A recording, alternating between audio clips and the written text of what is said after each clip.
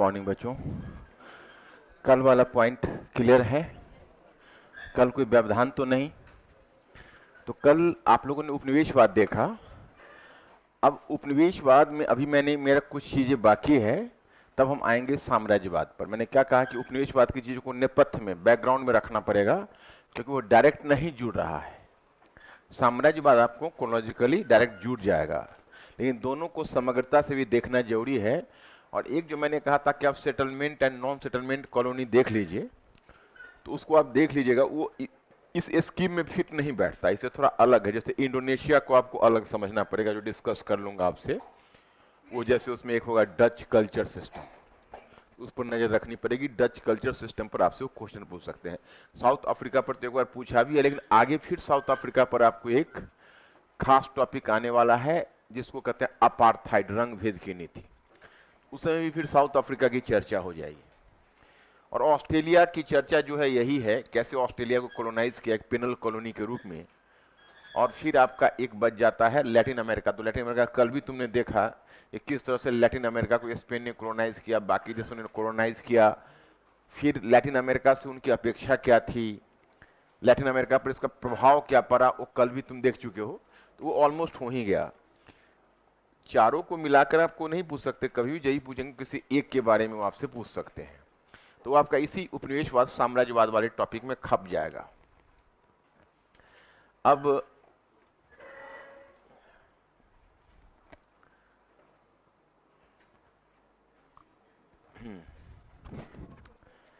आप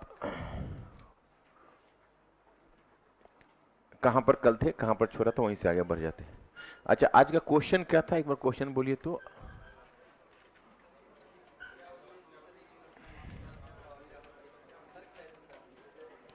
क्या 20वीं सदी में मार्क्सवाद अप्रभावी रहा? ये जो कल मैंने तो आपको डिक्लेयर ही कर दिया था, इसको आप लोगों ने लिखा होगा क्या? अप्रभावी रहा कि नहीं? तो उसमें दोनों पक्ष को पहले तो दिखाया होगा कि यह अपेक्षित परिणाम पैदा नहीं कर सका। क्यों? थोड़ा सा ये भी झलक दी थी कि क्यों अपेक्षित परिणाम पैदा नहीं कर सका। और उसके बाद इसका प्रभाव रहा, ये अप्रभावी नहीं रहा। तो प्रभाव बताए, क्या क्या बताए प्रभाव?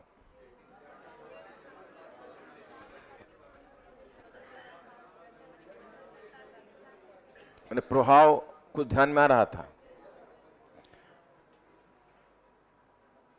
हाँ, तो वही है जो क्वेश्चन का जिस तरह का डिमांड है, उसी प्रकार से उसको लिखो। और वो तो तुमको मैंने बता ही दिया है कि उन्होंने अपने को समाजवादी गणतंत्र घोषित कर दिया, लोक कल्याणकारी कार्य श्रमिकों के लिए अपनाया। मतलब पूंजीवाद ने अपना व्यवहार बदल दिया, चरित्र तो नहीं बदला, लेकिन पूंजीवाद ने अपना व्यवहार बदल दिया। तो वहीं से इसका सूत्र आपको मिल जाएगा। अब हाँ, क्या लास्ट में लिखा था आपने?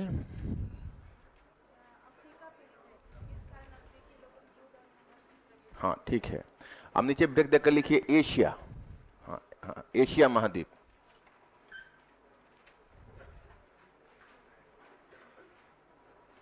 एशिया महाद्वीप।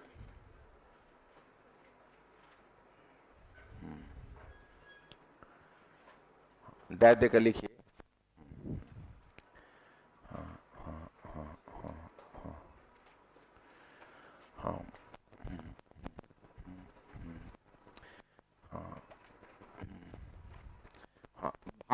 हाँ, भारत के लिए वैकल्पिक मार्ग, भारत के लिए वैकल्पिक मार्ग, भारत के लिए वैकल्पिक मार्ग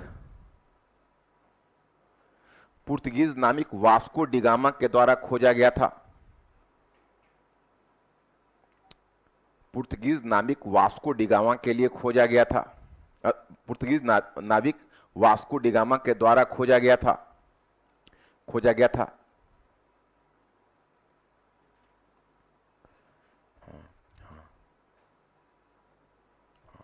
फिर पुर्तगीजों ने पूरब की ओर अपने व्यापार का विस्तार किया। पूरब की ओर अपने व्यापार का विस्तार किया।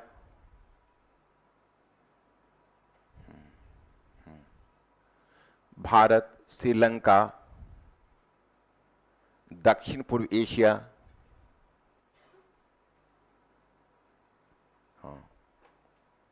दक्षिण पूर्व एशिया,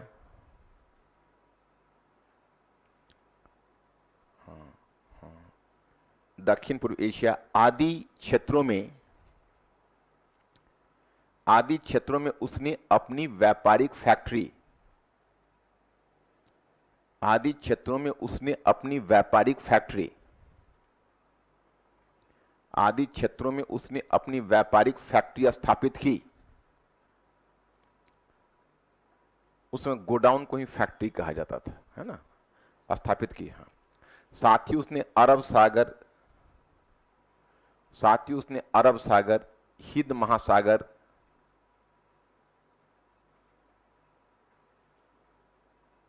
अरब सागर, हिंद महासागर,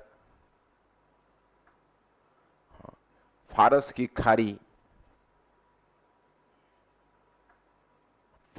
खाड़ी से लेकर पूरब में, खाड़ी से लेकर पूरब में मलक्का तक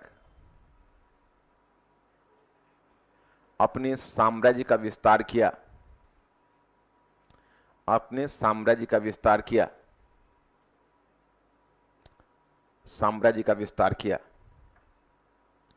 पैराग्राफ चेंज करके लिखो। हाँ, देखिए, पुर्तगीज कंपनी का व्यापारिक एकाधिकार तब टूट गया, पुर्तगीज कंपनी का व्यापारिक एकाधिकार तब टूट गया जब 17वीं सदी के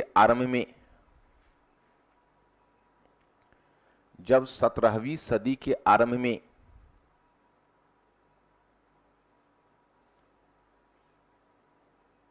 डच एवं ब्रिटिश कंपनी का आगमन हुआ।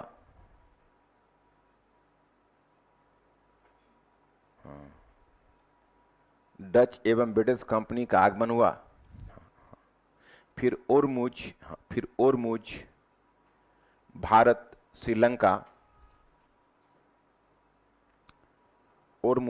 श्रीलंका आदि क्षेत्रों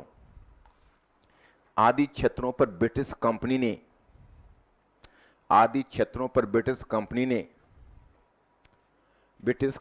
नियंत्रण स्थापित किया।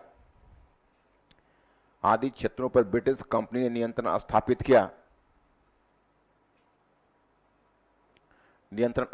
किया। तो दक्षिण पूर्व एशिया पर डचों का नियंत्रण स्थापित हो गया। डचों का नियंत्रण स्थापित हो गया।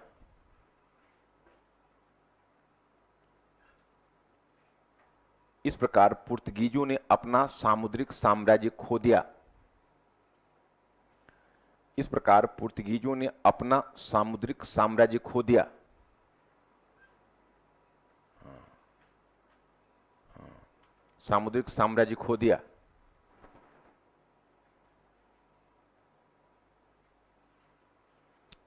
पर आप चेंज करके, ठीक है।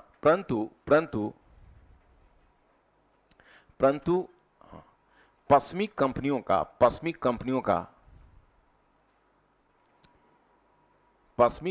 का भारत एवं दक्षिण पूर्व एशिया, पश्चिमी कंपनियों का भारत नहीं, एक कट कर दो, पश्चिमी कंपनियों का पूरब के देशों की ओर, पूरब के देशों के साथ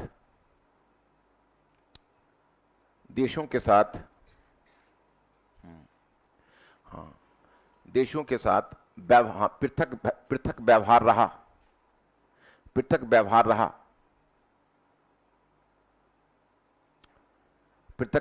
रहा। लिखिए,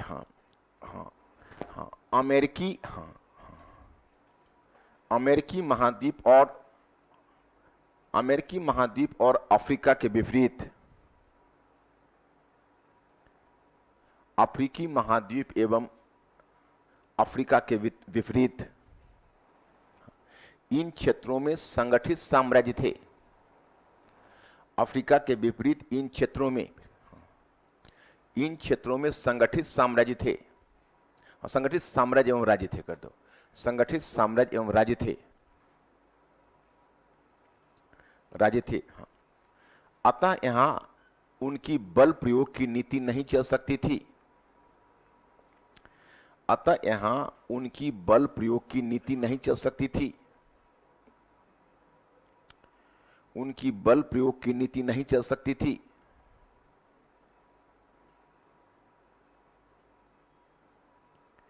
अतः उन्होंने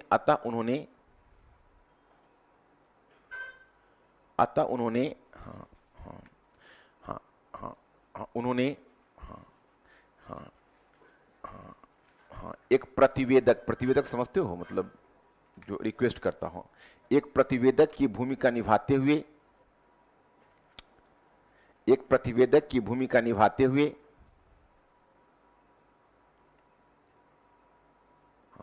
विभिन्न सरकारों से कई प्रकार की रियायतें, विभिन्न सरकारों से कई प्रकार की रियायतें प्राप्त करने का प्रयास किया,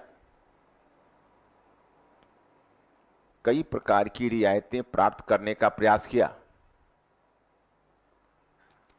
रियायतें प्राप्त करने का प्रयास किया, हाँ हाँ हाँ ये हाँ हाँ लिखिए, हाँ हाँ हाँ हाँ चूंकि पूर्वी व्यापार एक तरफा व्यापार था,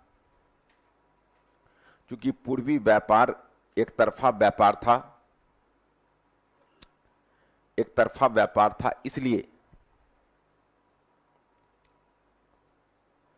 इसलिए पूरब की विलासता संबंधी वस्तुओं को प्राप्त करने के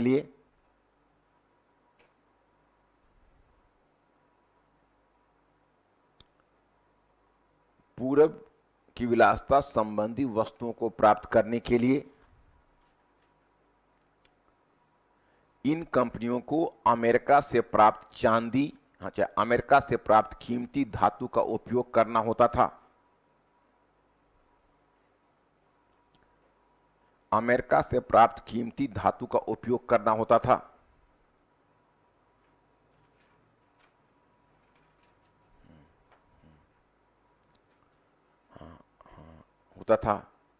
जो इन कंपनियों पर एक आर्थिक दबाव था,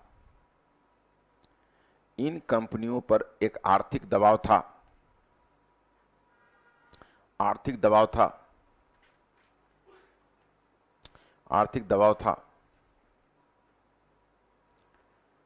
पैराग्राफ चेंज करके, हाँ हाँ इसलिए जब आगे एशियाई साम्राज्य और राज्य कमजोर पड़े, एशियाई साम्राज्य और राज्य कमजोर पड़े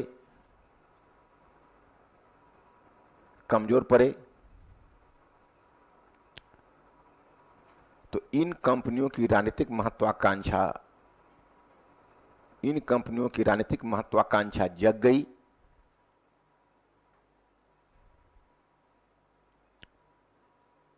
इन कंपनियों की राजनीतिक महत्वाकांक्षा जग गई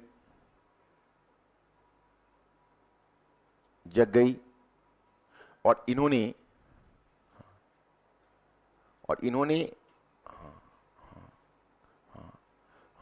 भूभाग पर कब्जा करना आरंभ कर दिया, इन्होंने भूभाग पर कब्जा करना आरंभ कर दिया,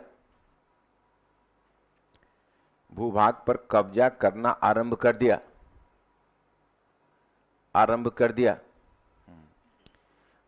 दिया। इसी क्रम में ब्रिटेन ने भारत का औपनिवेशीकरण किया, इसी क्रम में ब्रिटेन ने भारत का औपनिवेशीकरण किया और इंडोनेशिया ने और डच ने, हाँ, और डच ने इंडोनेशिया का,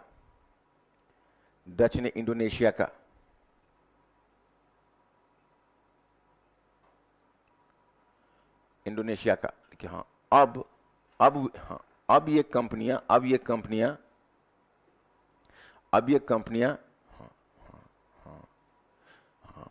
कंपनियां, हाँ, पूर्वी वस्तुओं की खरीद के लिए, पूर्वी वस्तुओं की खरीद के लिए क्षेत्रीय स्तर पर ही धन जुटाने लगे, क्षेत्रीय स्तर पर ही धन जुटाने लगे।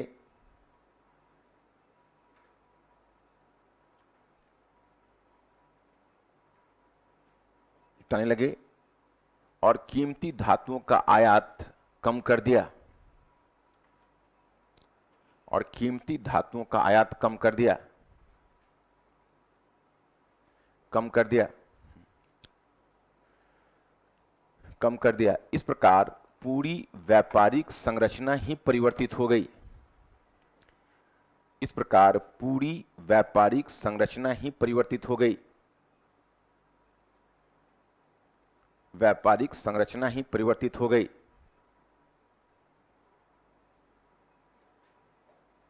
समझा इस चीज को? एशिया, जैसे अमेरिका में जो उनका व्यवहार हुआ या अफ्रीका में व्यवहार हुआ और एशिया में व्यवहार हुआ, इन व्यवहारों के अंतर को समझा।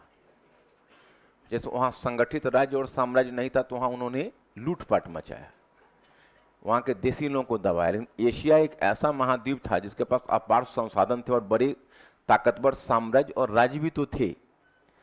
और एशिया सांस्कृतिक दृष्टि से भी उनसे बहुत पुराना महाद्वीप था। सांस्कृतिक दृष्टि से पुरानी का मतलब है कि एशिया में तुम अगर देखोगे तो भारत की संस्कृति, चीन की संस्कृति तो ग्रीक सिविलाइजेशन से भी ज़्यादा पुरानी संस्कृति थी। तो एशिया के साथ उस प्रकार का व्यवहार करना उनके लिए व्यावहारिक रूप में संभव नहीं था।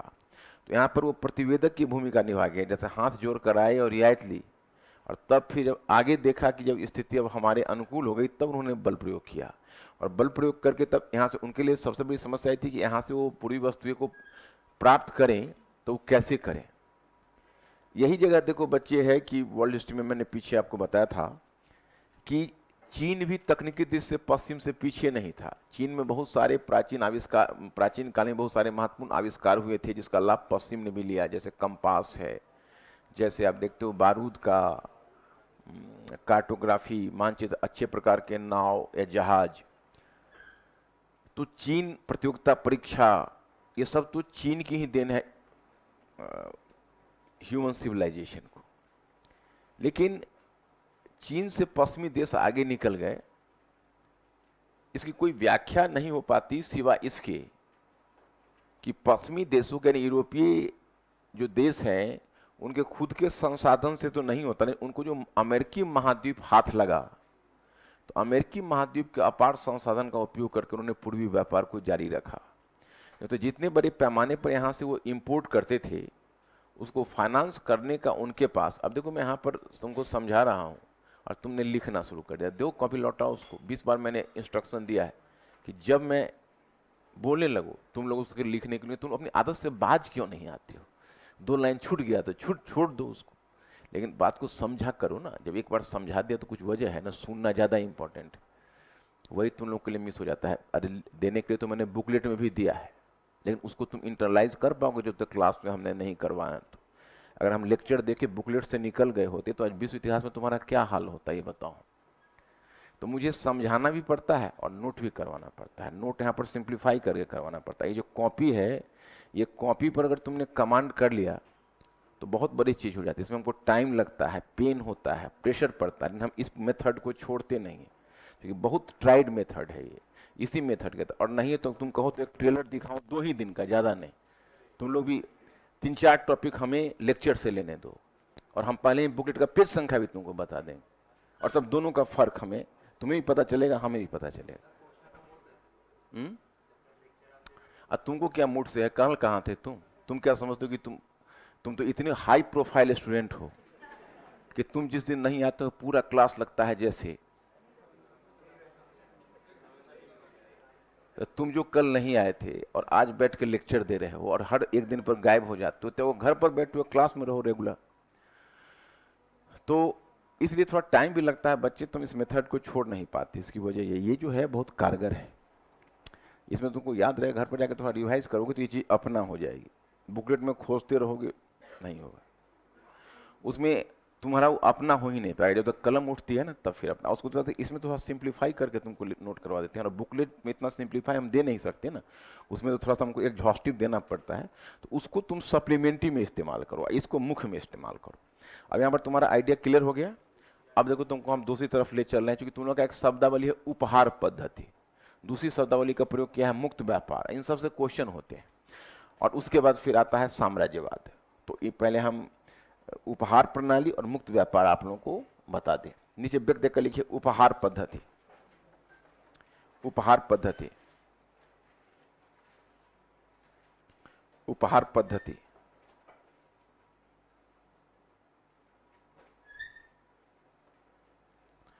डायरेक्ट देकर लिखिए कि 18वीं सदी तक 18वीं सदी तक 18वीं सदी तक यूरोपीय यूरोपीय यूरोपीय देशों के द्वारा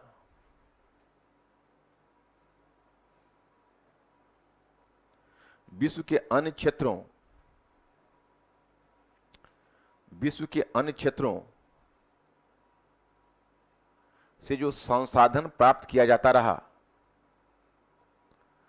विश्व के अन्य क्षेत्रों से जो संसाधन प्राप्त किया जाता रहा, संसाधन प्राप्त किया जाता रहा, संसाधन प्राप्त किया जाता रहा,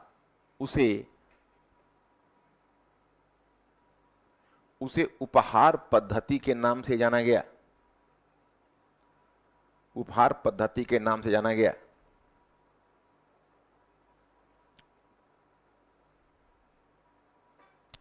डैश देकर लिखिए पॉइंट फर्स्ट। इनके द्वारा अमेरिका से कीमती धातु, इनके द्वारा अमेरिका से कीमती धातु, कॉमा बागवानी फसलें, बागवानी फसलें,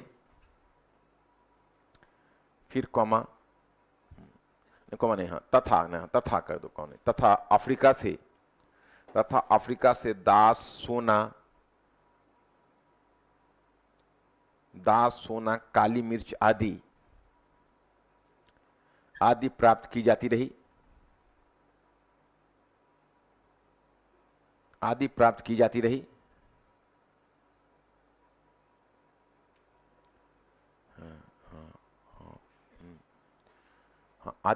जाती रही, जिसके बदले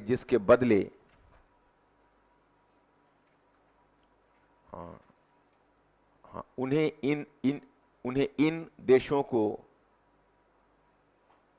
कुछ देना नहीं पड़ा,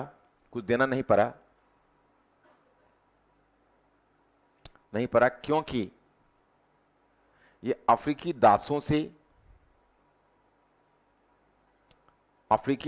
से अमेरिकी उत्पादों का आदान प्रदान करते रहे,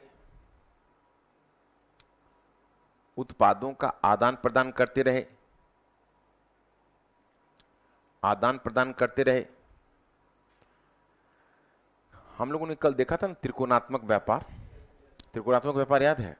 किसको याद है त्रिकोणात्मक व्यापार? क्या था त्रिकोणात्मक? याद है क्या था?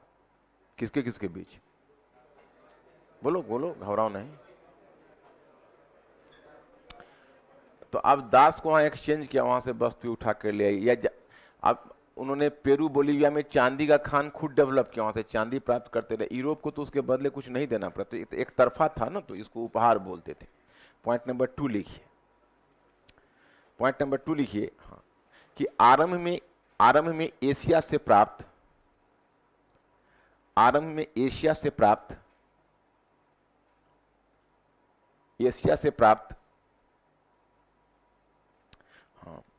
विलासता संबंधी सामग्रियों के बदले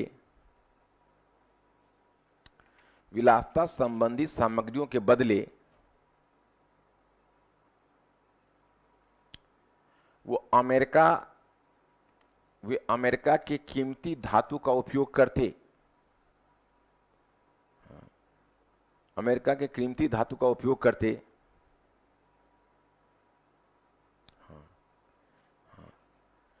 परंतु आगे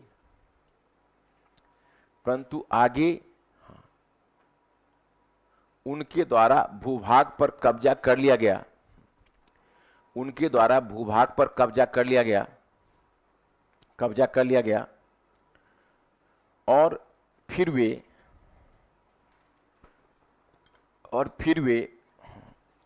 इन क्षेत्रों से प्राप्त राजस्व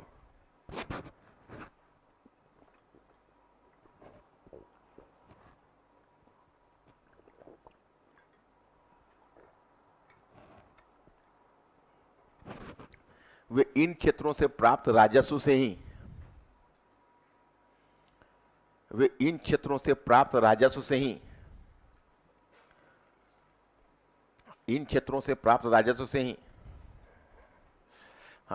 ही भारतीय वस्तु कहते हैं, पूर्वी वस्तुएं खरीदने लगे,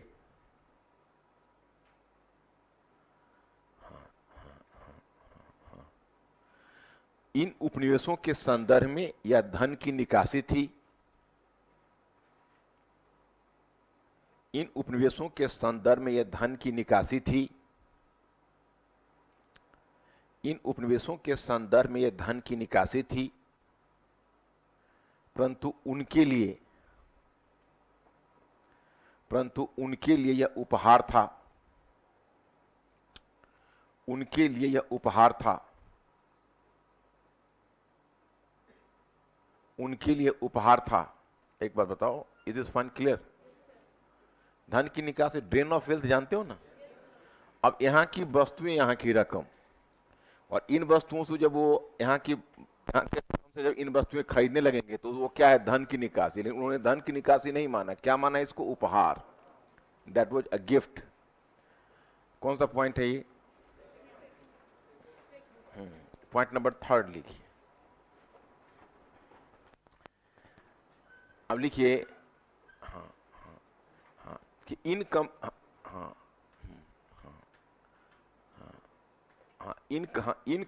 यूरोपीय कंपनियों के द्वारा समुद्र पर भी कब्जा किया जाने लगा। समुद्र पर भी कब्जा किया जाने लगा। उदाहरण के लिए, पुर्तगीजों ने एक बड़ा सामुद्रिक साम्राज्य बनाया। पुर्तगीजों ने अपने एक बड़ा सामुद्रिक साम्राज्य बनाया और भारतीय व्यापारियों से चुंगी वसूल करने लगे। भारतीय व्यापारियों से चुंगी वसूल करने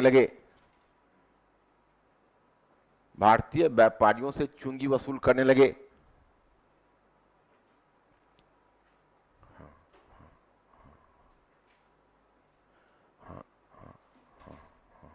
यह भी एक प्रकार का उपहार था। भारतीय व्यापारियों से चुंगी वसूल करने लगे, यह भी एक प्रकार का उपहार था। समझ रहे हो? जो बिना किसी रिटर्न के मिल रहा है, बैठा है, उपहार है। Is this one clear? केवल लिखने पर ही बल मत देना, इसको सुनना और समझना। नेक्स्ट पॉइंट,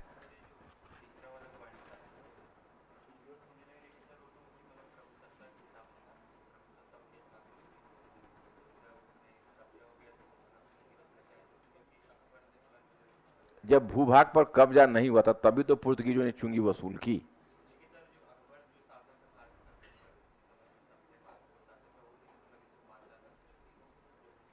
उससे क्या होगा? हम जो कर रहे हैं, तुम जो पूछ रहे हो, उनमें कोई तालमेल है? हम केवल तुमको इतना बता रहे हैं, उसके सब्सटेंस में हम नहीं जा रहे हैं। हम केवल इतना बता रहे हैं कि उसने चुंगी वसूला और अपने जेब में रखा। समुद्र हमारा, व्यापार हमारा, और दूसरी बात है कि एशिया में तो ओपन सी पॉलिसी को हमेशा फॉलो किया जाता था। आप खुद व्यापार करिए लेकिन दूसरे का रास्ता मत रोकिए। एशिया में सिद्धांत ये चल रहा था, उसको उन्होंने एशियाई जो व्यापार का सिद्धांत था उसका उल्लंघन करके उन्होंने चुन दिया उसको। तो ये बात है, उसका इससे कोई लेना देना नहीं। अब देखो मैं इस पॉइंट में आपको क्या बताने जा रहा हूं कि तुम लोगों को अगर मॉडर्न में उपनिवेशवाद का 3 चरण देखा था। पहला चरण कौन था? जिन्होंने मॉडर्न किया हो, नहीं किया हो तो आगे देखेंगे। कौन सा चरण था? हाँ, अच्छा। और दूसरा चरण? तो वाणिज्यिक चरण में ब्रिटिश का भारत में क्या उद्देश्य था? तो यह वही चरण है, उपनिवेशवाद यही चरण है ये, है ना। और औद्योगिक चरण में वो उनका क्या उद्देश्य था? अच्छा, तो क्या वाणिज्यिक चरण में उन्होंने प्रशासनिक, सामाजिक, सांस्कृतिक संबंधित उपनिवेश के प्रशासनिक, सामाजिक, सांस्कृतिक संरचना में कोई बड़ा परिवर्तन लाया था? क्यों नहीं लाया था? हाँ, क्योंकि उनको उपहार लेना था। तो उपहार पद्धति, यही उपहार, तो उपहार पद्धति में जरूरत ही नहीं होती है कि हम उनके सामाजिक सांस्कृतिक ढांचे को बदले। तो अब थोड़ा अनुमान करो कि उन्हें सामाजिक सांस्कृतिक ढांचे को बदलने की जरूरत कब पड़ती है, क्यों पड़ती है? दिमाग में आ रहा है ना क्लियर? तो यहां पर मैं वही एक पॉइंट बताऊंगा कि परंतु उनके द्वारा केवल इन क्षेत्र उपनिवेशों से उपहार प्राप्त किया जाता रहा और उनकी प्रशासनिक, सामाजिक, सांस्कृतिक ढांचे में कोई मौलिक परिवर्तन नहीं लाया गया। तो नेक्स्ट पॉइंट लिखना, हाँ, उनके द्वारा, उनके द्वारा उपनिवेशों से उपहार प्राप्त किया जाता रहा, उनके द्वारा उपनिवेशों से उपहार प्राप्त किया जाता रहा, उपनिवेशों से उपहार प्राप्त किया जाता रहा, परंतु उनके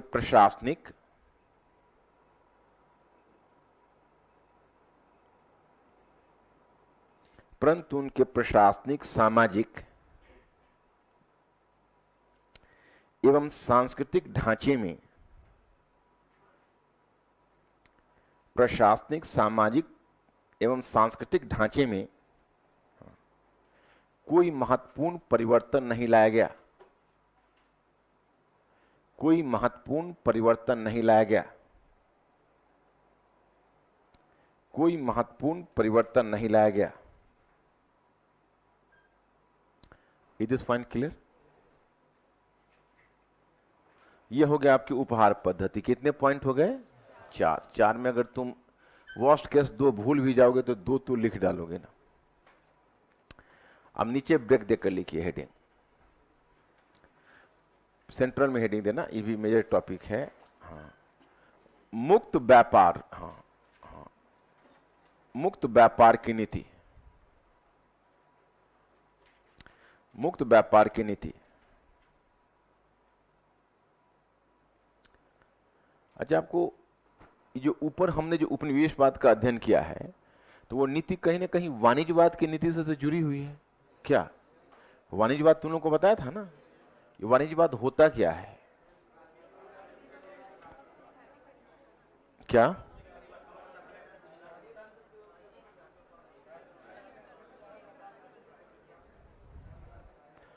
वाणिज्यवाद संबंधित मानकर चलता है कि उपनिवेश का हित मातृ देश के हित के अधीन है।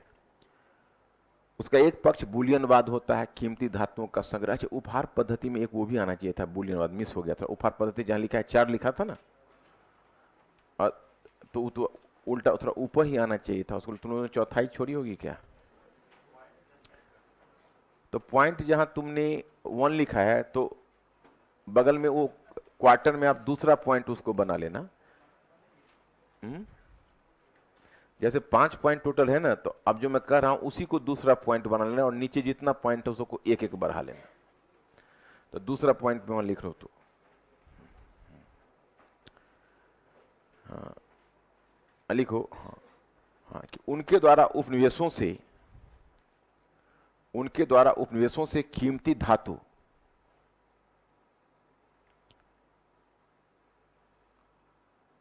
उनके द्वारा उपनिवेशों से कीमती धातु का संग्रह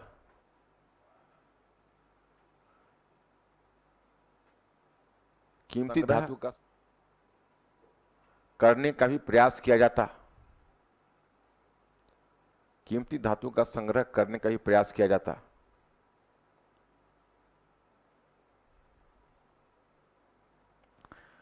अब इसको छोड़ दीजिए, अब जहां थे मुक्त व्यापार पर आ जाइए।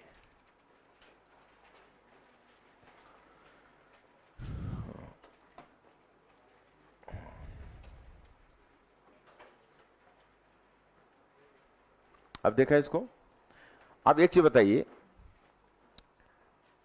कि जो मुक्त व्यापार की नीति होगी वो वाणिज्यवाद का समर्थन करेगी या वाणिज्यवाद का भी विरोध करेगी? विरोध करेगी। कितने लोग विरोध वाले में? अच्छा, अब दूसरा प्रश्न भी हो जाए तो पीछे एक मेमोरी टेस्ट हो जाएगा कि यह मुक्त व्यापार की नीति पिछले जो वाणिज्यवादी नीति है उसका विरोध करेगी, तो ये विरोध क्यों करेगी? मुक्त व्यापार की नीति कौन चाहेगा? यूरोपीय समाज का कौन वर्ग चाहेगा?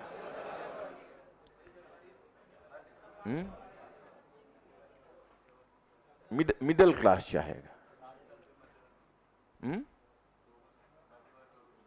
राजतंत्र क्यों चाहेगा? मुक्त व्यापार की नीति क्यों टैक्स मिलेगा उसको? वाणिज्यवाद में फायदा है ना राजतंत्र को। मुक्त व्यापार तो मध्य वर्ग का है, फिर तुम्हारा लगता है कोई दूसरा धंधा फिर तुम शुरू कर चुके हो, तो वह मध्य वर्ग के इंटरेस्ट से जुड़ा हुआ है। मोनार्की और मध्य वर्ग का जो कॉम्बिनेशन था वो वाणिज्यवाद था, लेकिन आगे चलकर जब मैंने कहा 18वीं सेंचुरी में जब राजतंत्र अपनी पावर को एसर्ट करने की कोशिश करता है तो मध्य वर्ग में भी शक्ति और आत्मविश्वास आ चुका है। तो प्रबोधन क्या है? प्रबोधन किसको तुम बोलते थे बताओ? और सबसे पहले मुक्त व्यापार की नीति का प्रतिपादन तो तुमने एडम स्मिथ में ही देखा था। तो एडम स्मिथ एक प्रबुद्ध चिंतक है, तो किस वर्ग के हित का प्रतिनिधित्व कर रहा है? मध्य वर्ग का, तो क्लियर है। तो आप लिखेंगे हाँ हाँ हाँ हाँ हाँ लिखिएगा हाँ, कि 18वीं सदी के अंत तक, सॉरी 18वीं सदी के अंत एवं 19वीं सदी के आरंभ में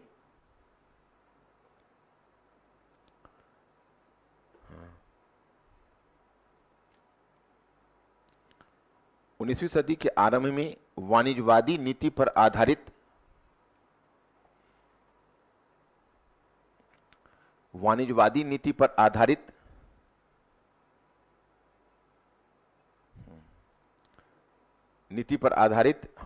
पुराने उपनिवेशवाद,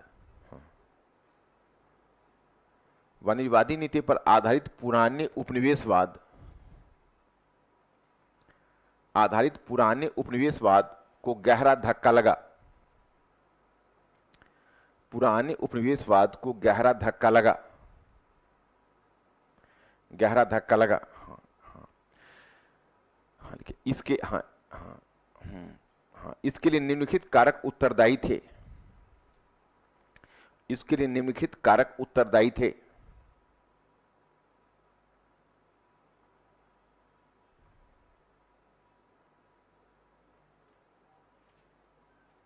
डैश देकर लिखो पॉइंट फर्स्ट कि 1776 में एडम स्मिथ के द्वारा 1776 में एडम स्मिथ के द्वारा वेल्थ ऑफ नेशंस का प्रकाशन,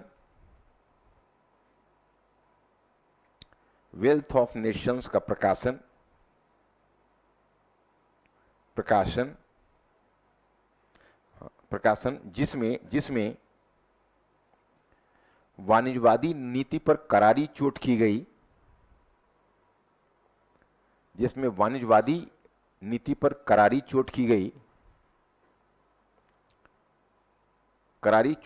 वहीं मुक्त व्यापार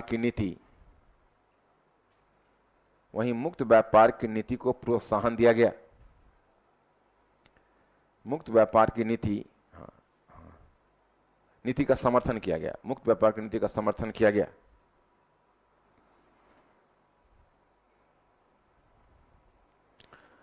point number 2 point number 2, British अमेरिकी उपनिवेशों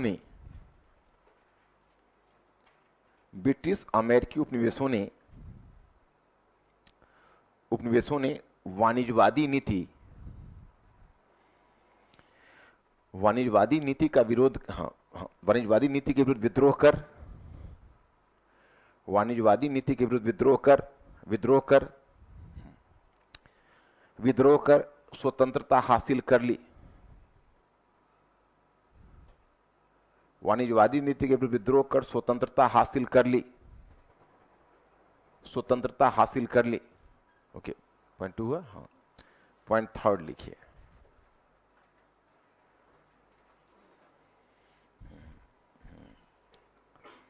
पॉइंट 3 में लिखिए, लिखिए। हाँ, कॉबडेन के द्वारा ब्रिटेन में,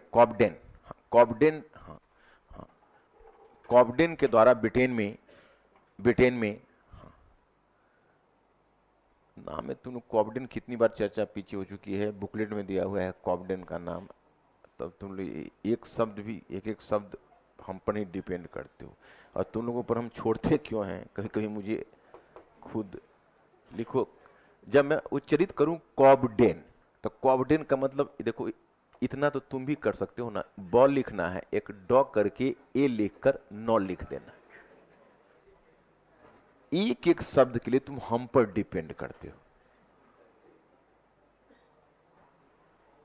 तुम लोग कैसे दूसरे कोचिंग इंस्टीट्यूट में काम चलता है यार?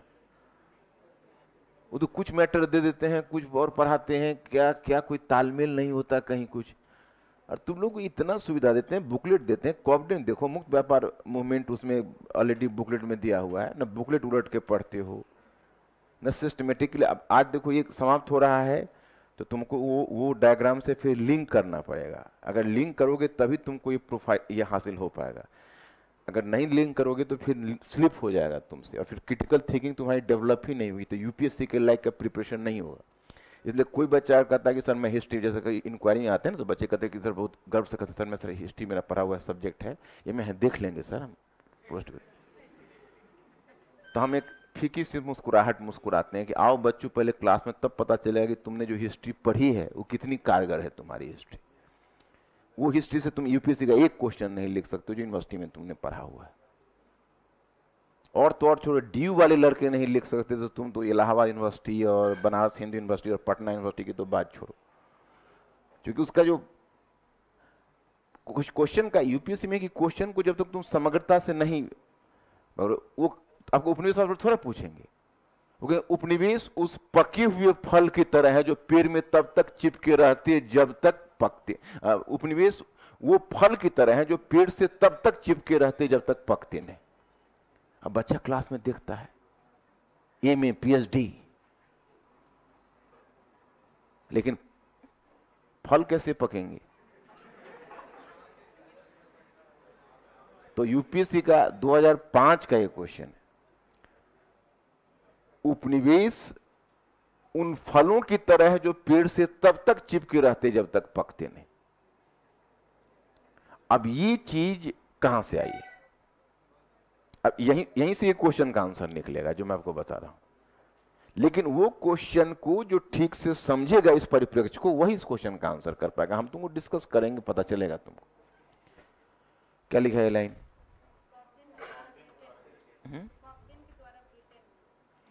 ब्रिटेन में एक मुक्त व्यापार आंदोलन चलाया गया था। एक मुक्त व्यापार आंदोलन चलाया गया था। आंदोलन चलाया गया था।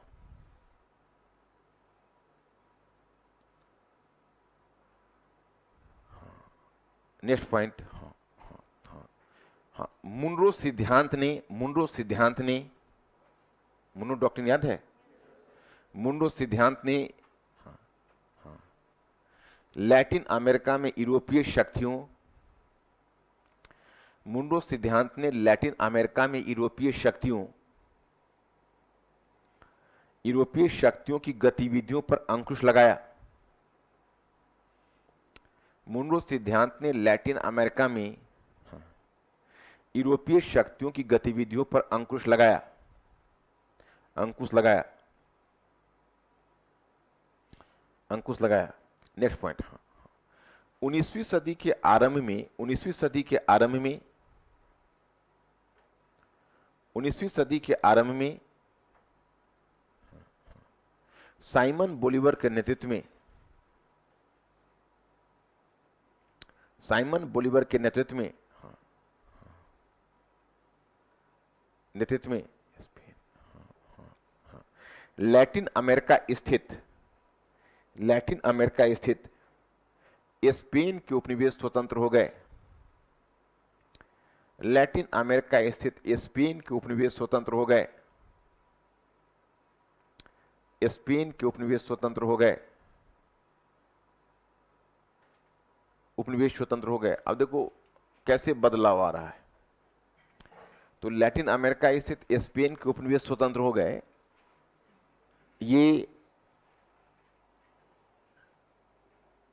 कब की बात है? वो साइमन बोलीवर 1820 के दशक की बात है। तो 19वीं सदी का मतलब 1820 का दशक का मतलब 1821, 22, 23 में मुन्नो सिद्धांत आया था, आपको याद होगा। मतलब उसने मूवमेंट पहले शुरू किया था और तब यूरोपीय शक्तियां अपने आर्मी को डिस्पैच करना चाहिए, तो वहां पर मुन्नो डॉक्ट्रिन आया और मेटरनिक सिस्टम के लिए एक बड़ा थ्रेट था। याद है आपको? मेटरनिक पद्धति वाली कुछ याद है कि मुन्नो सिद्धांत ने उसको रोका था। अब पैराग्राफ चेंज करिए और चेंज करके लिखिए, लिखिएगा, हाँ हाँ हाँ, हेडिंग लिखिए, हाँ हेडिंग छोटा सा, हाँ, कि 19वीं सदी के पूर्वार्ध में, हाँ, 19वीं सदी के पूर्वार्ध में, पूर्वार्ध में, पूर्वार्ध में, हाँ हाँ, पूर्वार्ध में, हाँ हाँ हाँ, यूरोप, हाँ, पूर्वार्ध में, हाँ हाँ, औपनिवेशिक, हाँ, यूरोपीय शक्तियों का, यूरोपीय शक्तियों का, यूरोपीय शक्तियों का उपनिवेशवाद से मोह भंग, यूरोपीय शक्तियों का उपनिवेशवाद से मोह भंग, उपनिवेशवाद से मोह भंग, और डैश देकर लिखिए, डैश देकर लिखिए, हाँ हाँ हाँ हाँ, कि 1852 में ब्रिटिश प्रधानमंत्री डिज़रायली ने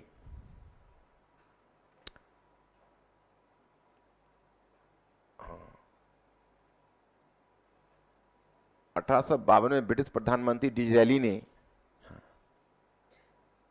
यह घोषित किया, यह घोषित किया, यह घोषित किया कि ये उपनिवेश हमारे गले में लटके हुए पत्थर की तरह हैं।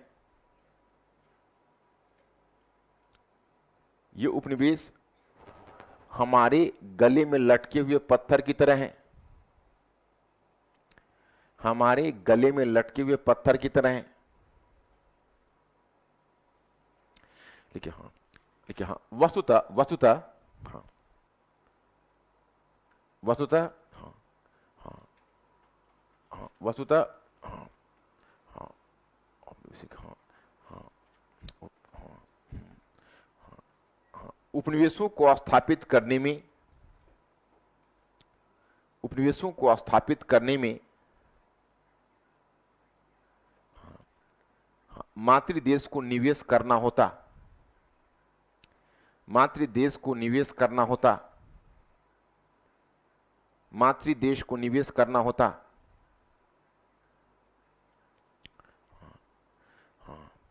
परंतु ब्रिटिश अमेरिकी उपनिवेश की स्वतंत्रता, ब्रिटिश अमेरिकी उपनिवेश की स्वतंत्रता, स्वतंत्रता और उसके पश्चात, और उसके पश्चात लैटिन अमेरिका स्थित, उसके पश्चात लैटिन अमेरिका स्थित स्पेन के उपनिवेशों की स्वतंत्रता ने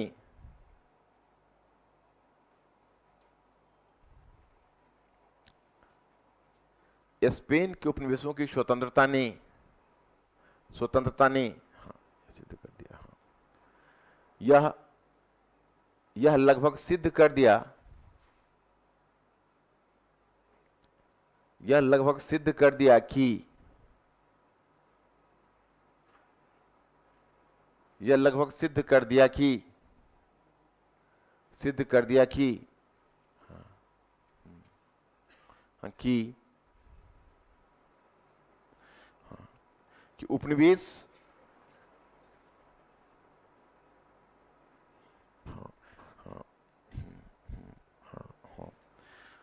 कि उपनिवेश उस पक्षी की तरह है,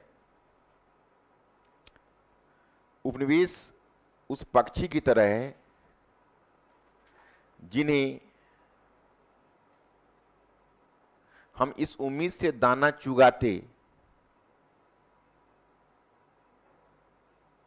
चुगाते कि वे बड़े होकर अंडे देंगी,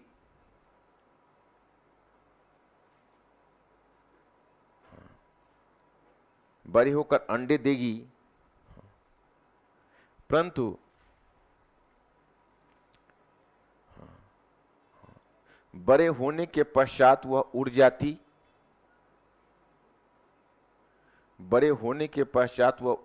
और हमारे हाथ कुछ नहीं आता। बड़े होने के पश्चात वह उड़ जाती और हमारे हाथ कुछ नहीं आता,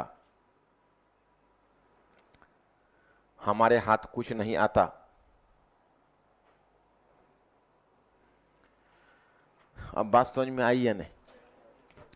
तो ये जो कहा गया कि ये आम वो पेड़ की तरह है, वो फल की तरह है जो पेड़ों में तब तक रहते जब तक पकते नहीं, तो होता क्या है कि उपनिवेश को बनाने में इनिशियल इन्वेस्ट करना पड़ता है। मानो तुम किसी को ट्रेनिंग दे रहे हो, नॉर्मली तो जॉब में तो होता ही है ना कि अब ट्रेनिंग पर बहुत मैनेजमेंट ने खर्च किया और पता चला जब ट्रेन हो गया था तो दूसरी अच्छी कंपनी की ऑफर आ गई और छोड़ के चला गया। इसलिए तुम देखते हो कि अब कंपनी तो लॉकिंग पीरियड दे देता है, 5 वर्ष से पहले आप नहीं जॉब छोड़ के जा सकते क्या।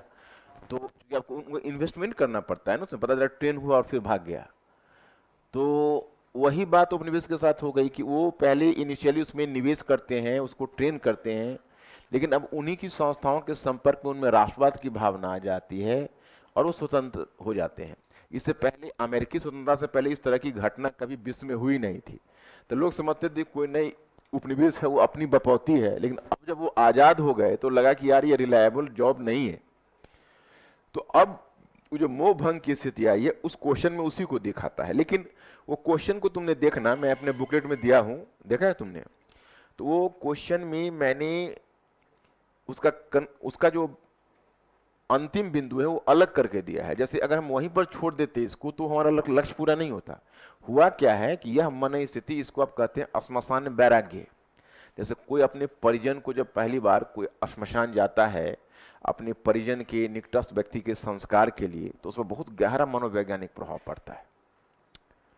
उसको लगता है कि लाइफ बिल्कुल मिथ्या है, जीवन में कुछ नहीं है। अब कोई दादा को जो बचपन से खेला है उनके साथ बहुत सारी मेमोरी जुड़ी हुई है, और जब देखता है कि भाई उनका दाह संस्कार हम कर रहे हैं या लोग कर रहे हैं और वो हमारे सामने राख हो गए, तो उसमें ऐसी मन स्थिति होती है कि उसको कुछ दिनों तक तो कुछ नहीं, उसको तो कहा कि यार कुछ नहीं है जीवन में, हमने देख लिया भाई। उसकी मूड यह हो जाता है कि उससे अगर तुम 100 रुपया मांगोगे, जेब में 1000 रुपया रहेगा तो निकाल के दे देगा, लो ना यार क्या लाइफ में है जो हम पैसों को पकड़े। लेकिन यह स्थिति अधिक समय तक रहती नहीं है, महीने 2 महीने रहती है, फिर उसके बाद फिर वही जो मानवीय कमजोरियां हैं फिर अंदर जागृत हो जाती है। तो यूरोपीय शक्तियों का यह मन स्थिति कुछ ही समय तक रहा और फिर तुम देखोगे 19वीं सदी के उत्तरार्ध में उपनिवेशवाद बदले हुए रूप में प्रकट हुआ, जिसे न उपनिवेशवाद अथवा साम्राज्यवाद का नाम दिया गया। और फिर 1870 के दशक के बाद अफ्रीका का विभाजन किया इन्होंने और एशिया में व्यापक प्रसार किया। तो इसलिए यह मन स्थिति बहुत समय तक नहीं रह गई। तो सवाल है कि 1870 के दशक में फिर एक बार उपनिवेशवाद पुनर्जीवित हुआ और बदले हुए रूप में प्रकट हुआ, जिसको तुम कहते हो साम्राज्यवाद, नवोपनिवेशवाद अथवा साम्राज्यवाद। तो ये जो चीज है ये क्यों हुआ, क्यों लगता है, क्यों हुआ होगा? कौन कौन बताएगा ये बदले हुए रूप में क्यों प्रकट हुआ होगा? तुम लोग बिल्कुल नहीं पढ़ते हो क्या बुकलेट वगैरह? क्या मैंने तुम लोग अपना थोड़ा सा तैयारी का सिचुएशन बताओ। तुम लोग पीछे पीछे फॉलो कर रहे हो क्या? जैसे आज हम साम्राज्यवाद, उपनिवेशवाद को साम्राज्यवाद पढ़ाने वाले थे, तुमने बुकलेट में साम्राज्यवाद का टॉपिक पढ़ा है? कितने लोगों ने पढ़ा है? तो तुम लोग अच्छा एक बात बताओ, हम तुमसे ज्यादा नहीं, हम तुम्हारा एक्चुअली स्थिति जानना चाहते। बुकलेट नहीं पढ़ते हो या पीछे पीछे आते हो? क्या कॉपी पढ़ते हो केवल? नहीं तो जैसे आज हम साम्राज्यवाद पढ़ाने वाले थे, ये बहुत ही कॉमन क्वेश्चन है जो मैं पूछ रहा हूं, बहुत डिफिकल्ट क्वेश्चन नहीं है, लेकिन उस क्वेश्चन का भी तुम जवाब नहीं दे पा रहे हो। मैंने ये पूछा कि 1870 जब वो एक बार उपनिवेशवाद से मोह भंग हो गया, तो फिर 1870 के दशक में वह बदले हुए रूप में प्रकट हुआ, जिसको नव उपनिवेशवाद अथवा साम्राज्यवाद का नाम दिया गया। कई बार इसको नव साम्राज्यवाद भी कहा जाता है। तो इसके पीछे क्या वजह है? हम्म?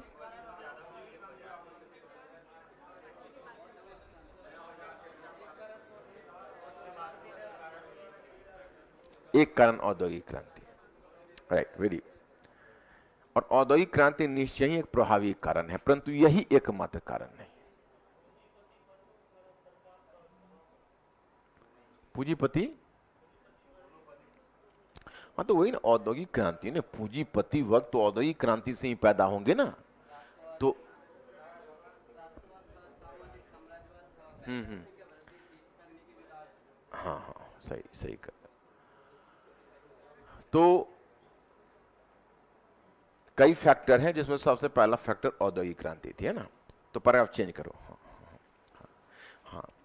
परंतु यह मन स्थिति अधिक समय तक नहीं रह सकी, परंतु यह मन स्थिति अधिक समय तक नहीं रह सकी,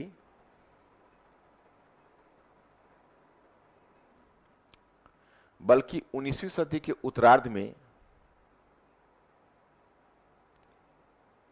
19वीं सदी के उत्तरार्ध में उपनिवेशवाद परिवर्तित रूप में प्रकट हुआ। उपनिवेशवाद परिवर्तित रूप में प्रकट हुआ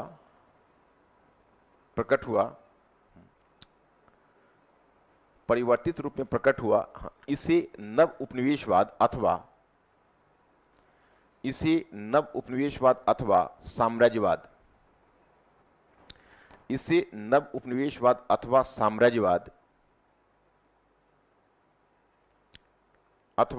साम्राज्यवाद का नाम दिया गया।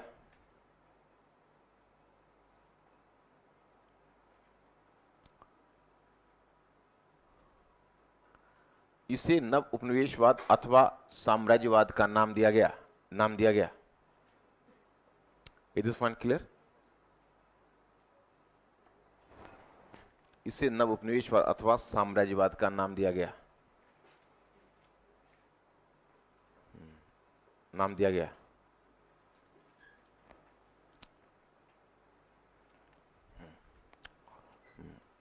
अब तुम ब्लॉक बंद कर दो। ब्लॉक में चल रहे थे, याद है? हाँ। तुम्हारे आने से पहले ब्लॉक बन चुका था।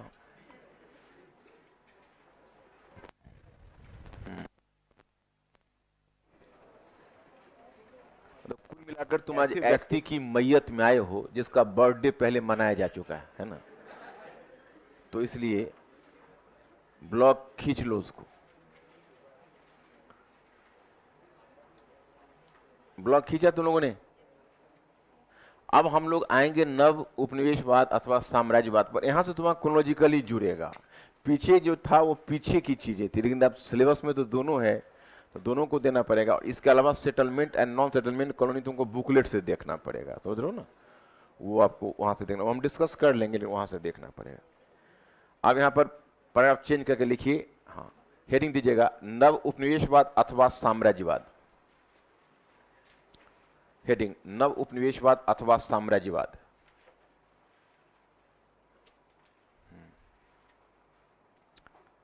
नव उपनिवेशवाद अथवा साम्राज्यवाद।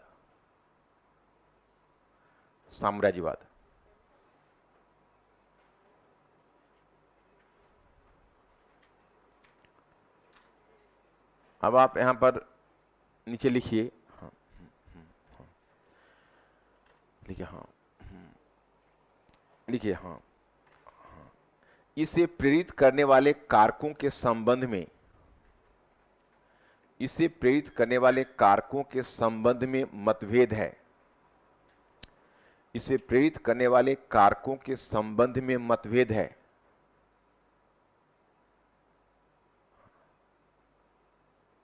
करने वाले कारकों के संबंध में मतभेद है, मतभेद है,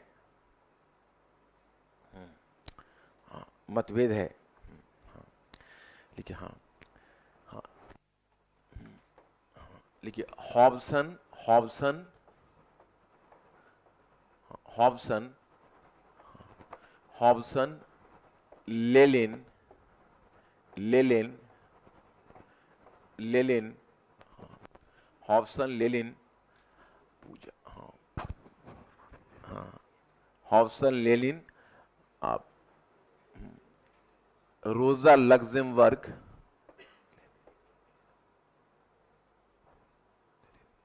रोजा, रोजा लग्जेमबर्ग, रोजा लग्जेमबर्ग, लग्जेमबर्ग तथा हिलफेर्डिंग, हिलफर्डिंग तथा रोजा लग्जेमबर्ग, देख लो इसको हटा रहा हूं, रोजा लग्जेमबर्ग तथा हिलफर्डिंग, हिलफर्डिंग जैसे विद्वानों ने, हिलफर्डिंग जैसे विद्वानों ने, हाँ, इसे पूंजीवाद, विद्वानों ने इसे पूंजीवाद और बाजार की जरूरत, इसे पूंजीवाद एवं बाजार की जरूरत से जोड़कर देखा है।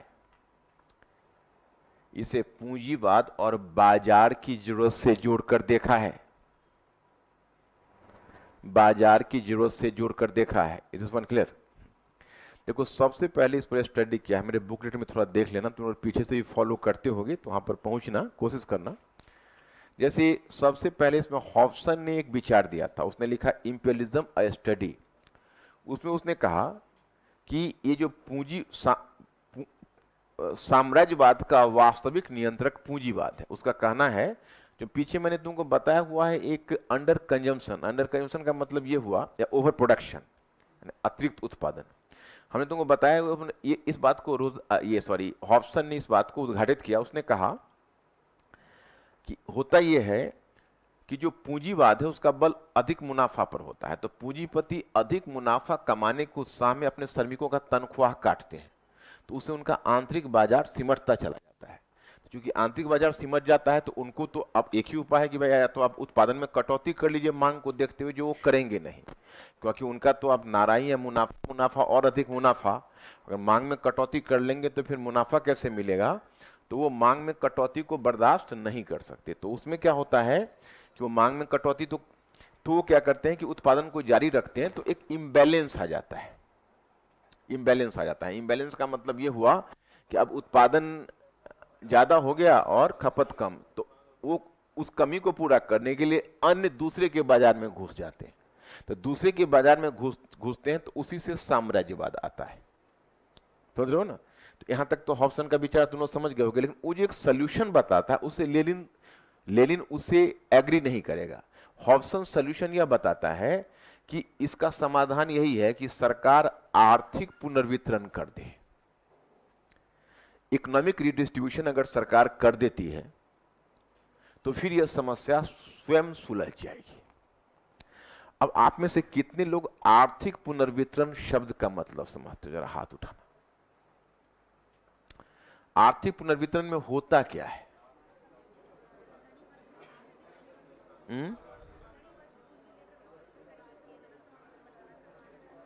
तो उसका तरीका क्या हो सकता है? अगर आर्थिक पुनर्वितरण करना है तो उसका तरीका क्या हो सकता है? आप धनी लोगों पर कर लगाओ और निर्धन लोगों पर खर्च करो। तो निर्धन लोगों पर जब खर्च करोगे तो क्या आ जाएगा? मनरेगा। अब जैसे मनरेगा है तो अब कह सकते हो वो एक आर्थिक पुनर्वितरण ही तो है। ग्रामीण क्षेत्र में तुम 40,000 करोड़ रुपया फेंक देते हो, 60,000 करोड़ का अब तो बजट आया है। अब 60,000 करोड़ ग्रामीण क्षेत्र में जाएगा तो डिमांड भी तो क्रिएट होगा, लेकिन इंडिया में उल्टा इन्फ्लेशन आ जाता है, फूड इन्फ्लेशन। क्योंकि वैसे लोग अंडे, दाल और दूध खाने लगते हैं जो अब तक नहीं खाते थे। तो मनरेगा ने समझो तो ग्रामीण क्षेत्र में एक तो अब मुद्रास्फीति, अब ये जो तुम देखते हो ये हमें ध्यान है कि 2000 नहीं 5 तो चला, वो हम मनरेगा नहीं कर रहे हैं, मतलब लगभग 2011 से हम फॉलो कर रहे हैं बड़ा क्लोजली। तो इकोनॉमी में हम देखते हैं कि इससे पहले जो सुब्बाराव आए थे तो इतने सख्त थे कि वो जल्दी क्रेडिट रिलीज करते ही नहीं थे। उधर अमर ये जो है वो जब फाइनेंस मिनिस्टर जब हुआ करते थे, हाँ नहीं रघुराम राजन से पहले जो सुब्बाराव थे, सुब्बाराव का रेजिम तुम लोग जानते हो कि नहीं? तो उसमें वो जो था वो बहुत सख्त था, मतलब वो बिल्कुल मार्केट में क्रेडिट छोड़ता ही नहीं था। और तो उस समय पी चिदम्बरम फाइनेंस मिनिस्टर था यूपीए 2 में, तो वो परेशान होता रहता था। और तब तुम देखते हो कि एक कमिटी अलग बना दी गई है ना, क्या नाम है उस कमिटी का? Monetary policy commission. तो अब क्या है कि सुब्बाराव ने वो किया, और उसके बाद फिर रघुराम राजन आए तो वो भी बहुत फूक फूक के चलने वाले थे। तो उससे क्या हुआ कि आज होता क्या, उस पूरे 2011 से तुम देखोगे तो प्रॉब्लम क्या होता था कि उधर फूड इन्फ्लेशन होता था। तब फूड इन्फ्लेशन होने से क्या होता कि इधर पर जो सीपीआई है उसका कॉस्ट बढ़ जाता, वो ऊपर भाग जाता। तो फूड इन्फ्लेशन के कारण जिस समय कंज्यूमर प्राइस इंडेक्स ऊपर जाता, तो अब क्या करता आरबीआई, कहता कि नहीं हम क्रेडिट नहीं छोड़ेंगे और इन्फ्लेशन बढ़ेगा। तो इससे क्या हुआ था, इंडस्ट्रियल सेक्टर में रिसेशन आना शुरू होता। तो फूड सेक्टर में इन्फ्लेशन आने से रिसेशन इंडस्ट्रियल सेक्टर को झेलना पड़ा। मतलब जैसे तुम कॉकरोच को मारने की दवा ले लेते हो, उसमें मेढक भी मर जाता है धोखे से। उसमें पूरा इंडस्ट्रियल सेक्टर जो गया है रिसेशन में, उसमें एक बहुत बड़ा कारण इसका भी है। तो अगर वो जो मनरेगा वाला फूड इन्फ्लेशन वहां जो हुआ, वो यहाँ पर ला जाके परेशानी पैदा कर दिया। तो इकोनॉमी का होता ही है, सिर और पैर की बीमारी है, एक ठीक करोगे तो दूसरा दर्द शुरू हो जाता है इसमें। तो वही है इसमें कि उसका कहना है कि अगर इकोनॉमिक डिस्ट्रीब्यूशन आप कर देंगे तो सब तक पहुंच जाएगा क्रेडिट, और फिर आपका बाजार, अपना बाजार एक्सपेंड कर जाएगा, तो बाहर के बाजार में जाने की जरूरत नहीं रहेगी, तो साम्राज्यवाद स्वयं समाप्त हो जाएगा। ये कौन बोलता है? हॉब्सन बोलता है। तो हॉब्सन मार्क्सवादी नहीं है, वो एक उग्र सुधारवादी चिंतक है। वहीं पर लेनिन हॉब्सन से लेनिन का मतभेद हो जाता है। लेनिन कहता है नहीं आप गलत बोल रहे हो। उसने 1960 में दिया imperialism the highest stage of capitalism, जो कल हमने आपसे डिस्कस किया था। उसका कहना था कि देखिए ये जो साम्राज्यवाद है वो पूंजीवाद का अंतिम चरण है। मतलब चींटी की मौत आती है तो पर लग जाते हैं। तो पूंजीवाद ने अपने आप को बचाने के लिए अपने श्रमिकों का शोषण करके उपनिवेश की तरफ गया, तो उसमें साम्राज्यवाद आया। तो उसका कहना है हॉब्सन से वो डिफर यह करता है, यह तो मानता है कि पूंजीवाद ने साम्राज्यवाद को जन्म दिया है, वहां पर वो हॉब्सन से एग्री करता है।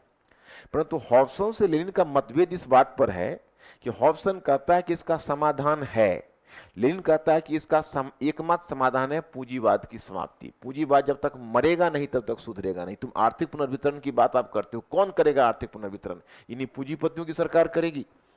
साम्राज्यवाद को कौन रोकेगा? पूंजीपतियों की सरकार रोकेगी। वो तभी आय समाप्त होगा जब सर्वहारा का शासन होगा। तो यही दोनों के बीच मतभेद का। और हिलफेल्डिंग और रोजा लग्जेमबर्ग है, वो भी मार्क्सिस्ट ही है, वो भी लेनिन की भाषा ही बोलती है। इसी प्रकार से तुम देखते हो कि सब इसी तरह से उसके पर आप चेंज करो। हाँ, हाँ। लिखिए हाँ हाँ, उनका तर्क बहुत हद तक सही है, उनका तर्क बहुत हद तक सही है।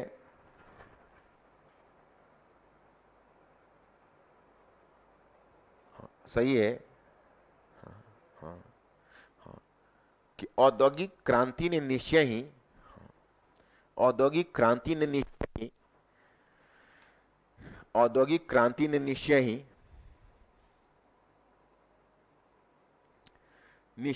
हाँ, साम्राज्यवाद को प्रेरित करने में,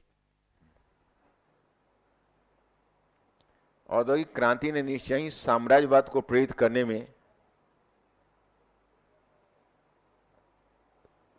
में निर्णायक भूमिका निभाई। साम्राज्यवाद को प्रेरित करने में निर्णायक भूमिका निभाई। निर्णायक भूमिका निभाई। इसके इसने निम्नलिखित रूप में साम्राज्य की जरूरत को इसने निम्नलिखित रूप में उपनिवेश कर दो, इसने निम्नलिखित रूप में उपनिवेश की जरूरत को बढ़ावा दिया, उपनिवेश की जरूरत को बढ़ावा दिया और डैश दे दो, डैश दे के लिखिए पॉइंट 1, पॉइंट 1 बाजार की जरूरत समझ जाओगे इतने से। पॉइंट नंबर 2 कच्चे माल की जरूरत, पॉइंट नंबर 3 वित्त की जरूरत, वित्त निवेश की जरूरत। ये वित्तीय निवेश की जरूरत हम वित्तीय कर दो। वित्तीय निवेश की जरूरत का मतलब समझा आप लोगों ने? वित्तीय निवेश की जरूरत से मतलब हुआ कि जैसे अब औद्योगिक क्रांति होगी तो पूंजी का संचय होगा, है? तो पूंजी के संचय के बाद मुद्दा ये उठेगा कि इस पूंजी का निवेश कहां किया जाए। यह मुद्दा इसलिए इंपॉर्टेंट होगा क्योंकि पूंजीवाद का बल होता है मुनाफा पर, तो फिर वो चाहेंगे पूंजी का निवेश हम वहां करें जहां पूंजी पर हमें रिटर्न ज्यादा मिले। तो उपनिवेश में पूंजी पर रिटर्न इसलिए मिलता ज्यादा क्योंकि प्रत्येक उत्पादन में पूंजी और श्रम दोनों की भूमिका होती है। तो जहां श्रम सस्ता होता है वहां पूंजी पर रिटर्न बढ़ जाता है। तो यह इसका कारण था। तो ये हो गया। पैराग्राफ चेंज करिए, अब लिखिए परंतु यह भी गौर करने वाली बात है कि कुछ ऐसे राष्ट्र भी साम्राज्यवाद की दिशा में बहुत आगे बढ़ रहे थे। साम्राज्यवाद की दिशा में बहुत आगे बढ़ रहे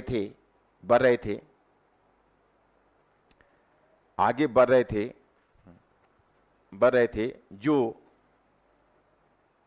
औद्योगिक क्रांति के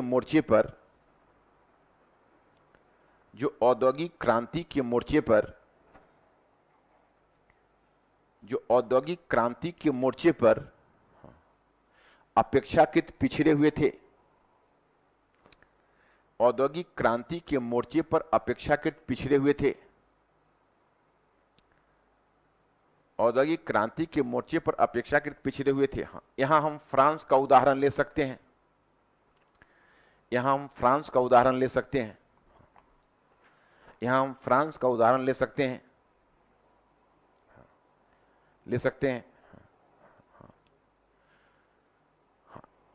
लिखिए, वह औद्योगिक मोर्चे पर बहुत विकसित नहीं था। वह औद्योगिक मोर्चे पर बहुत विकसित नहीं था। फिर भी उसने अफ्रीका में सबसे बड़े साम्राज्य की स्थापना की थी।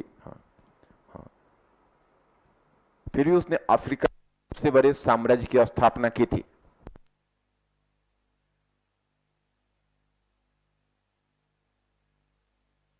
जानते हो कि भूमंडलीय कण का एक महत्वपूर्ण अवयव होता है सूचना प्रौद्योगिकी, यातायात व्यवस्था का विकास। तो आज तुम देख रहे हो जो काम वर्ल्ड वाइड वेब ने किया है, सैटेलाइट टीवी ने किया है, इंटरनेट ने किया है, वो काम उसमें टेलीग्राफ कर रहा था, रेलवे, वाष्प चालित जहाज, ये सब पूरे दुनिया में भौगोलिक एकीकरण को प्रोत्साहन दिया था। तो समझ ही गए होंगे 19वीं सेंचुरी। पॉइंट नंबर 2 लिखिए। लिखिएगा औपनिवेशिक शक्तियों, हेडिंग औपनिवेशिक शक्तियों के अंतर्गत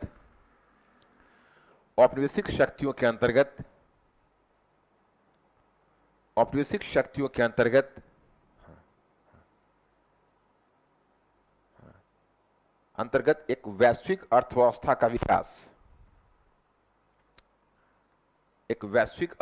का विकास,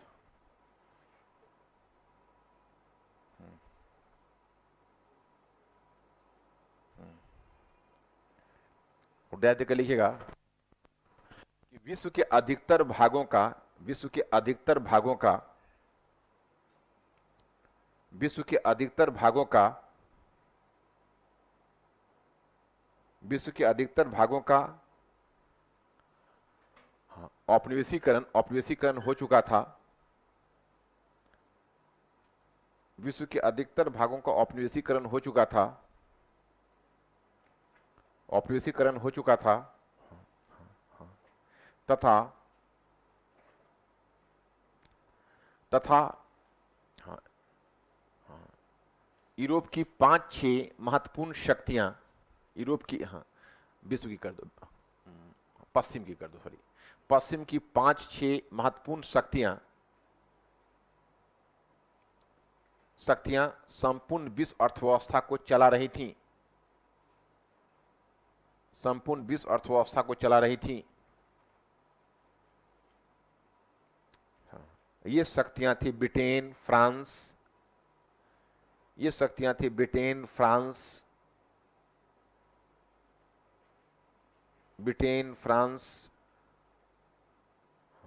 जर्मनी, इटली, ऑस्ट्रिया तथा रूस।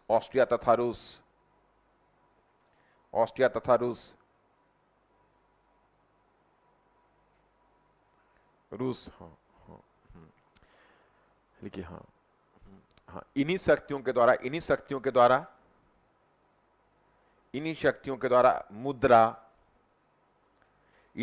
द्वारा मुद्रा एवं ऋण की गारंटी दी जाती थी। इन्हीं शक्तियों के द्वारा मुद्रा एवं ऋण की गारंटी दी जाती थी।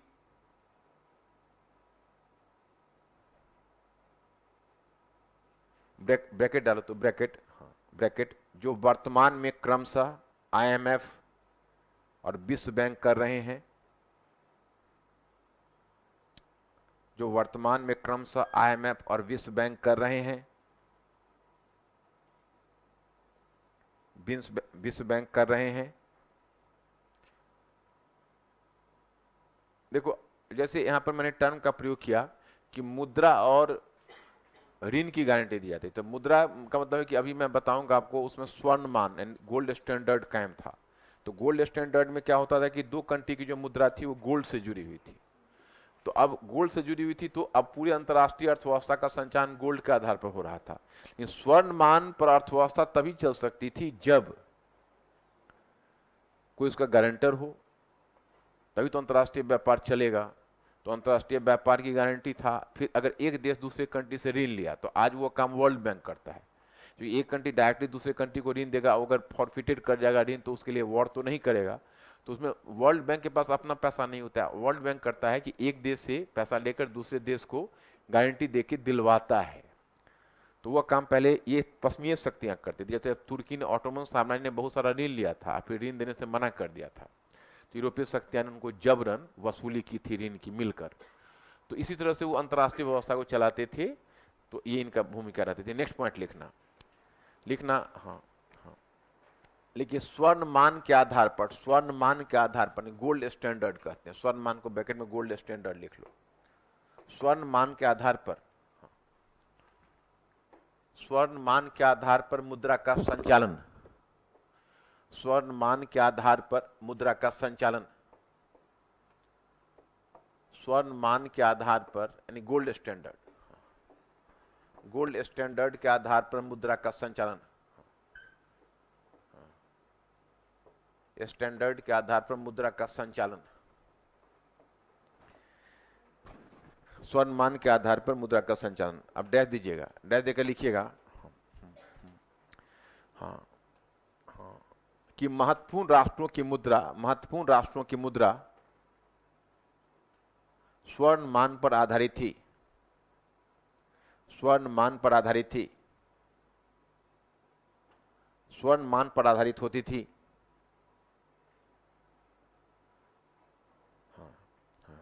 आधारित होती थी।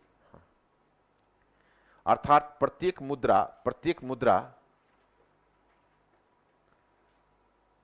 मुद्रा का एक खास मात्रा में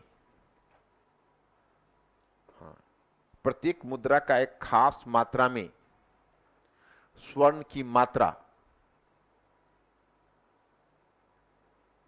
स्वर्ण की मात्रा से जुड़ाव था।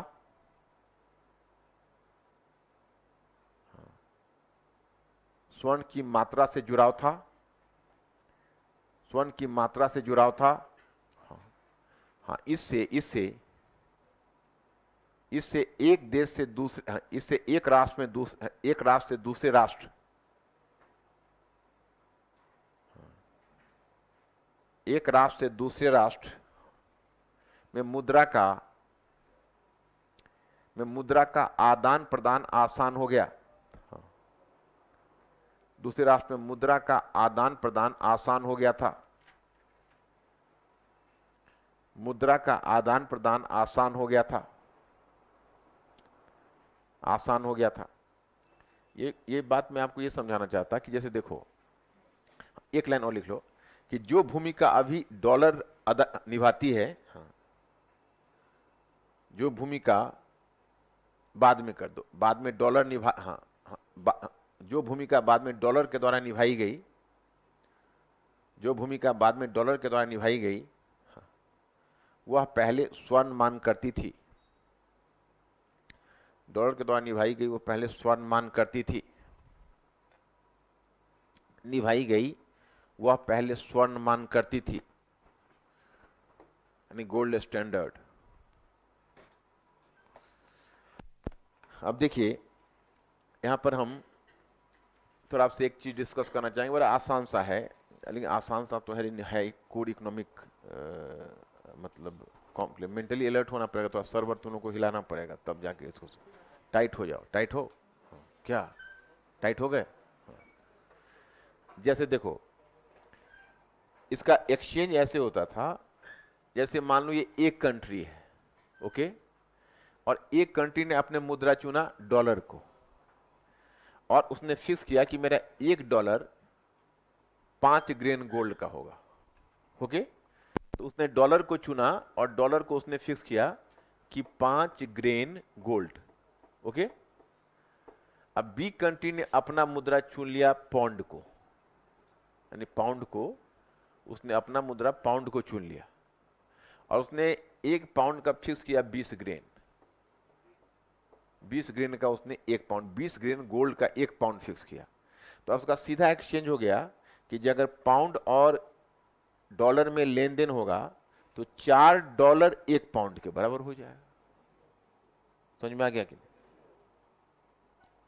इसी तरह दुनिया में जितनी भी मुद्राएं होती थीं, उन सब का गोल्ड के साथ जुड़ाव था। तो अगर आप देखो, अब इसमें होगा क्या, अब एक कंट्री और बी कंट्री में व्यापार हुआ, ओके।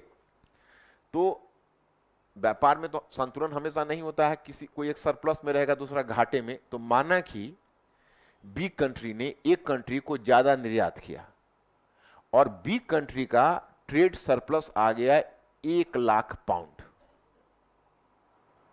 बात समझ में आ रही है कि नहीं? तो 1 लाख पाउंड सरप्लस आ गया,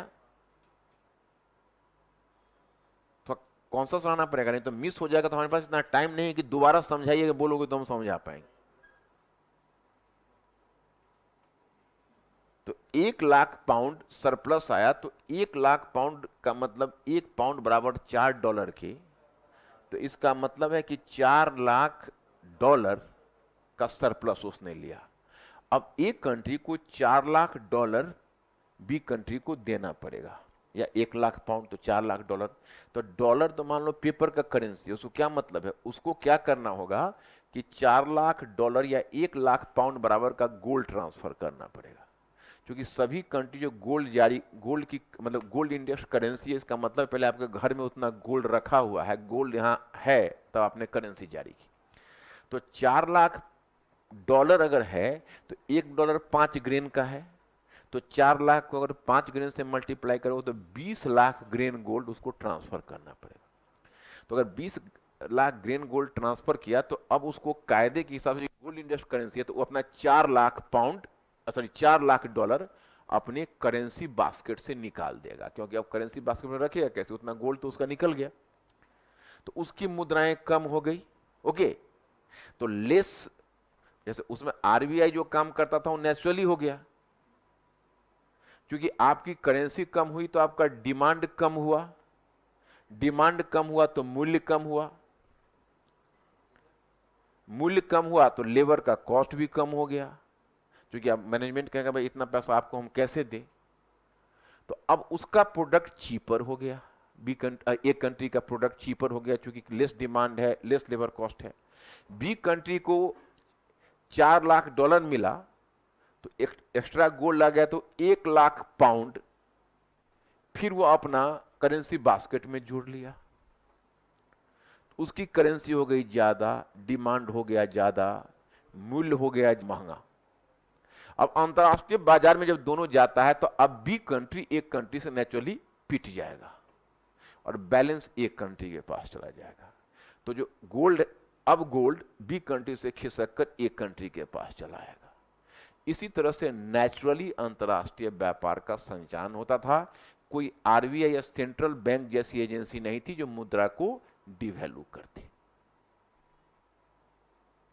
अब ये स्थिति चलेगी फर्स्ट वर्ल्ड वॉर तक। फर्स्ट वर्ल्ड वॉर के बाद जो स्थितियां बदलेगी तब गोल्ड स्टैंडर्ड को छोड़ा जाएगा, लेकिन यह मैं तब बताऊंगा। लेकिन इतना तुमको जब मैं तब बताऊंगा तब उस समय इतना याद रखना पड़ेगा। एक पॉइंट इसमें और जोड़ लो, केवल लिखिए कि हाँ,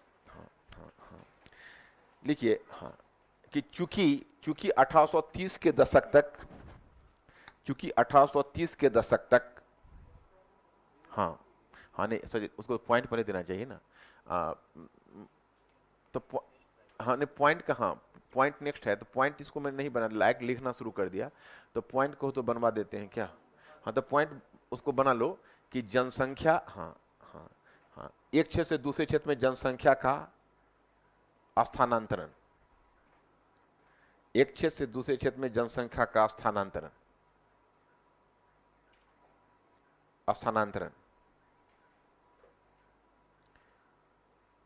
अब डैश दीजिए, डैश देकर लिखिए कि 1830 के दशक तक दास व्यवस्था का अंत हो गया था। 1830 के दशक तक दास व्यवस्था का अंत हो गया था।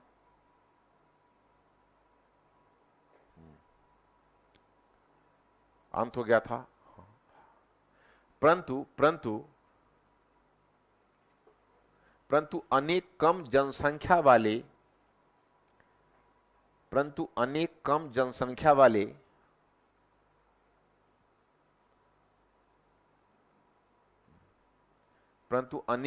जनसंख्या वाले उपनिवेशों में बागवानी खेती, कम जनसंख्या वाले उपनिवेशों में बागवानी खेती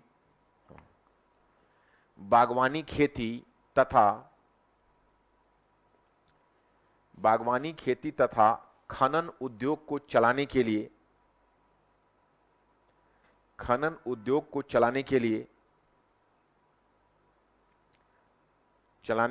अतिरिक्त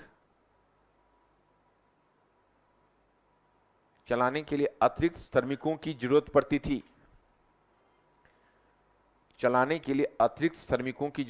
थी।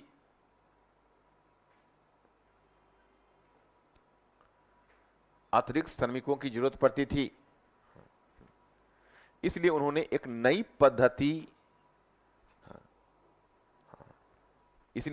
नई पद्धति आरंभ की, वह थी इंडेंचर्ड, नाम सुना है, इंडेंचर्ड लेबर,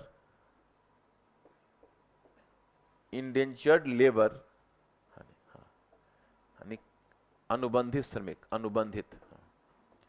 इंडेंचर्ड लेबर की पद्धति, अनुबंधित श्रमिक, इंडेंचर्ड लेबर की पद्धति, इसके तहत भारत जैसे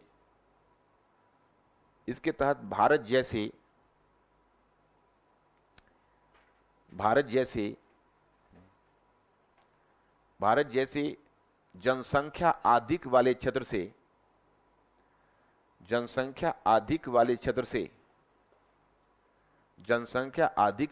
से से मॉरिशस, मॉरिशस, सूरीनाम, त्रिनिदाद, हाँ, चाहे मॉरिशस, सूरीनाम, दक्षिण पूर्व एशिया,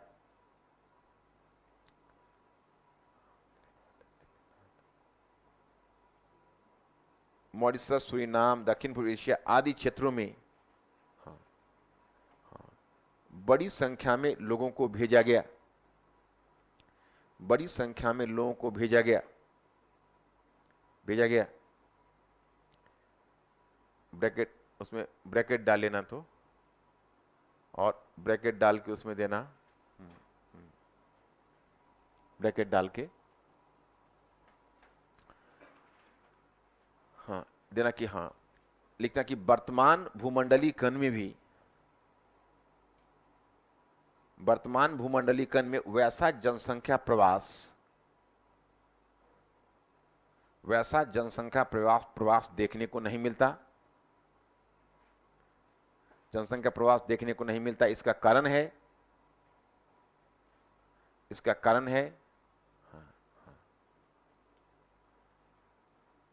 कारण है कि आतंकवाद के बहाने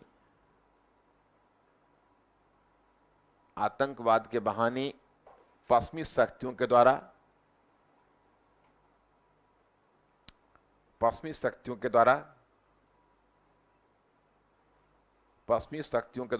तृतीय विश्व के श्रमिकों पर नियंत्रण लगाया जाना, और तृतीय विश्व के श्रमिकों के प्रवास पर नियंत्रण लगाया जाना, समझ गए इस बात को? नहीं, ब्रैकेट को बंद करो। आज ऐसा कहां जनसंख्या का प्रवास, उसमें तो सबको उठा के बहुत लोगों, 5 करोड़ लोगों को इधर से उधर किया गया था पूरे वर्ल्ड में। अभी तो वीजा ही नहीं देते हैं। तो क्या रोहिंग्या वाला दूसरा मुद्दा है, वो कोई वीजा लेके जा थोड़ा गया हुआ है, वो तो ट्रेस पासर्स की तरह गया हुआ है, वीजा वाला केस थोड़ा है वो।